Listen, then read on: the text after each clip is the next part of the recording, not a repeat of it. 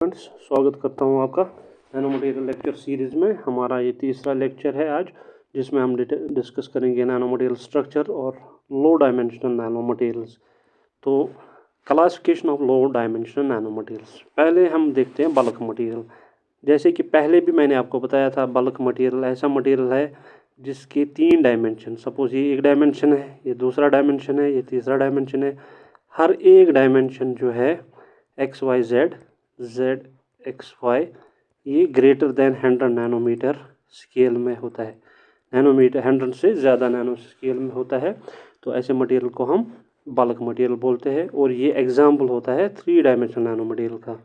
3D nano materials, 3 dimensional nano material. 3 dimensional nano material क्या हुआ?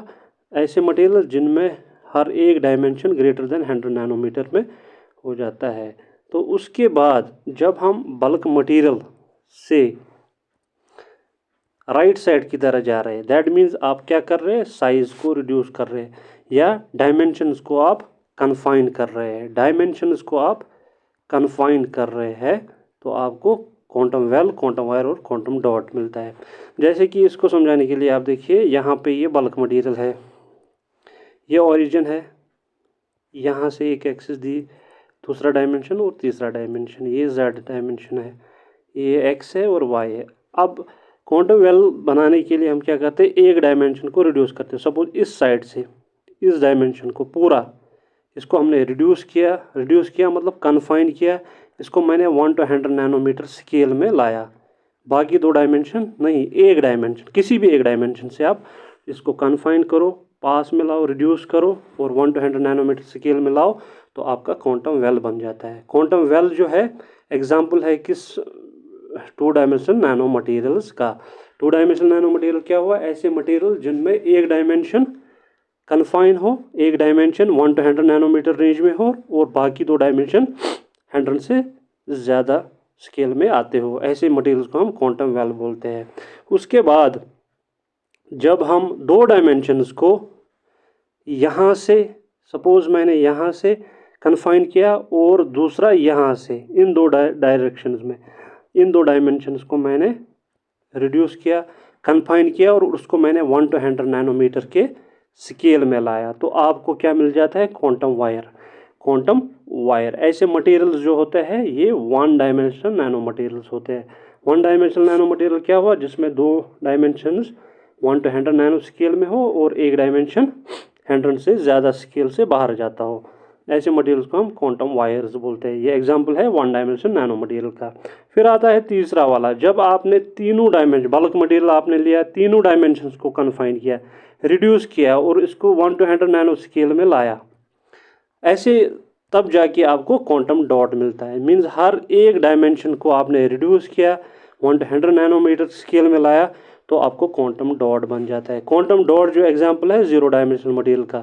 0 dimensional material किनको बोलते हैं? ऐसे मटेरियल जिनमें हर एक डायमेंशन 1 से 100 नैनोमीटर स्केल में है। इसके बाद होता है डिग्री ऑफ फ्रीडम, जो कि हम आगे देखेंगे क्वांटम साइंस इफेक्ट और क्वांटम कन्फाइनमेंट में। फिलहाल के लिए आप इतना याद रखिए, डिग्री ऑफ फ्रीडम जो बल्क मटेरियल में है 3 है।